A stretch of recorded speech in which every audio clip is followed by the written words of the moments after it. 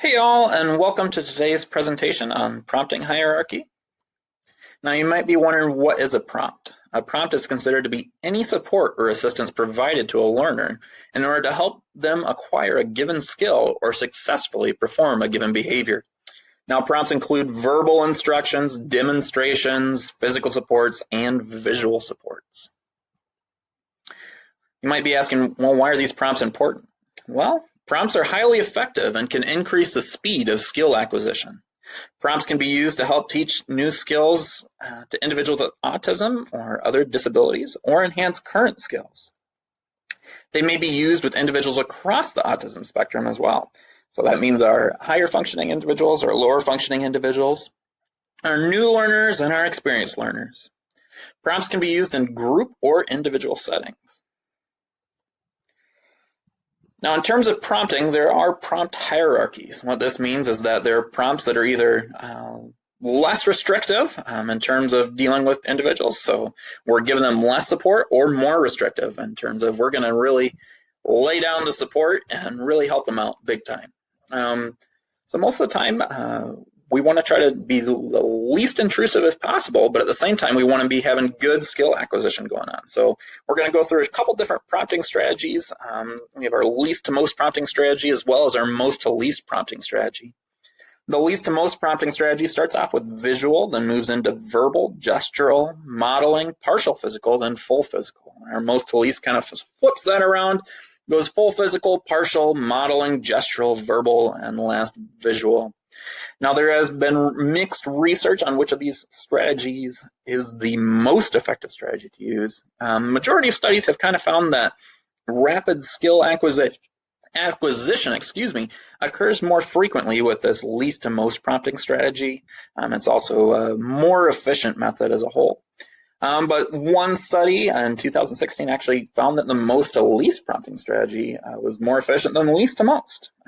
We also found that most to least sometimes results in fewer errors, likely because we're stepping in earlier and providing that full physical assistance right off the bat.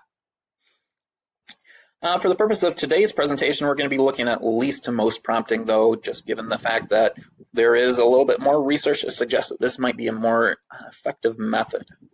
So to start off, we're going to look at visual prompting.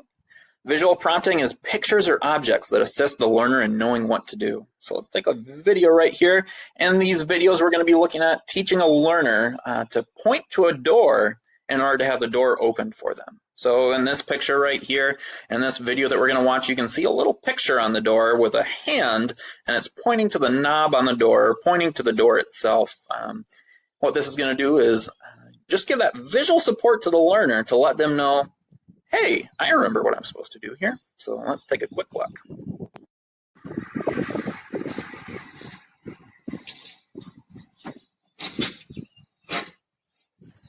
So you can see there that that little picture helped assist the learner in knowing where to point, and that helped them get access to the room that they were attempting to gain access to. Next, we're going to move on to verbal prompting. Now, verbal prompting is audible clues, hints, commands, questions, rule statements that assist the learner in knowing what to do. Touch door.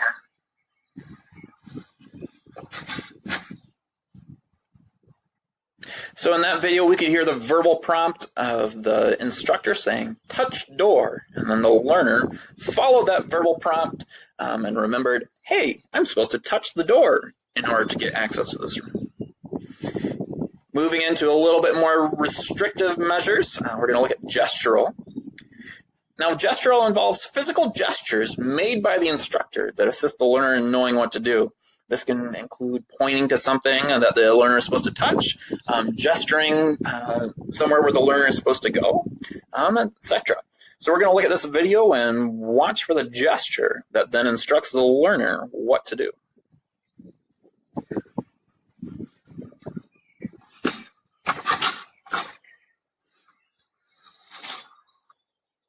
So there we saw the gesture towards the door. The learner touches the door and gets access into the room. Moving up a bit more into the restrictiveness of our prompts, this is considered This is the modeling prompt, and it's a demonstration on how to complete the task that assists the learner in knowing what to do. It can be made by the instructor or another individual. So this could be made by an instructor, a peer. It's even been done via video on multiple occasions.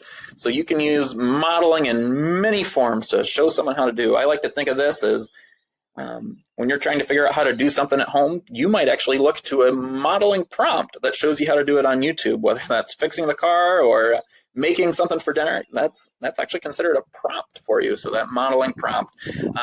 This can be full or partial. So you can either model the whole sequence or just model part of it, and it can be something seen or heard. So modeling can also be something when we're trying to teach learners how to pronounce certain words. We might give them a little verbal model there.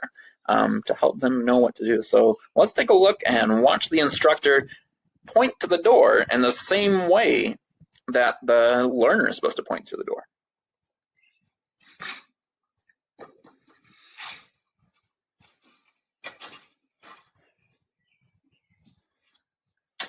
All right, we're going to move into our physical prompts now.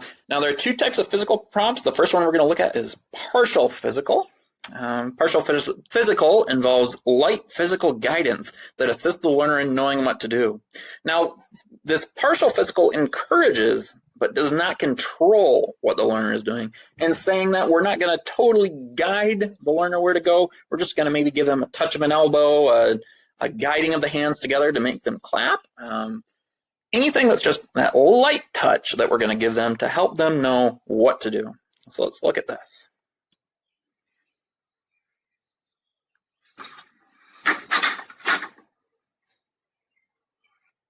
There you can see the instructor touched the elbow of the learner to help them guide their hand to the door. Now we're going to move into full physical, which is our most intrusive prompt.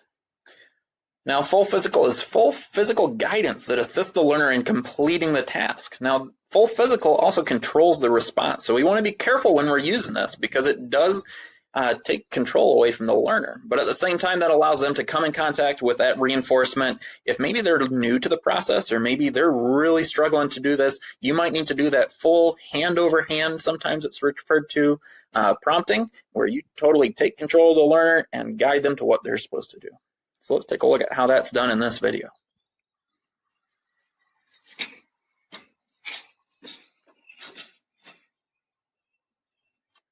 There you can see that the learner's hand was taken into the instructor's hand.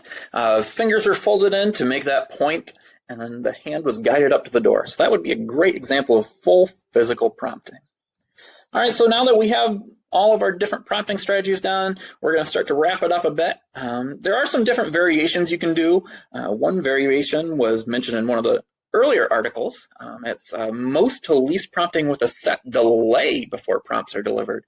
So we're looking at this, and if you're teaching a learner how to do something, what you're going to do is do the same type of most to least prompting strategy, starting out with that full physical. But what we want to do first is give them a little bit to try to do it by themselves, sometimes 2 seconds, 5 seconds, something like that, before we move in with that full physical prompt. And then from there, we'll start fading that down.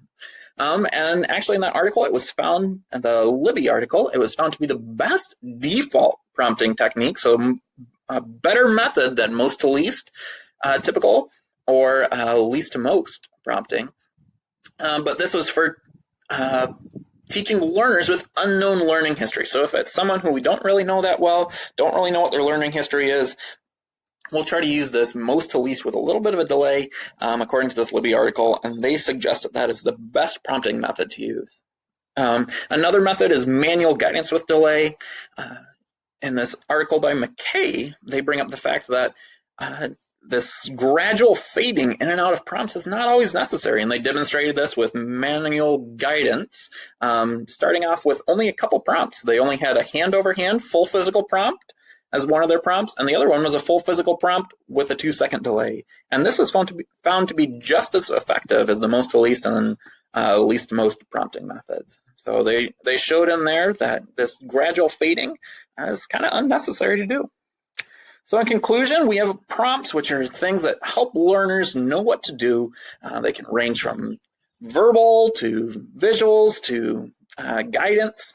any sort of thing like that. And there's different types of prompting that can be done, different prompting hierarchies, either least to most, starting off with the least intrusive methods like a visual prompt and going all the way up to full physical, or starting with full physical and going down to visual, which would be considered a most to least strategy.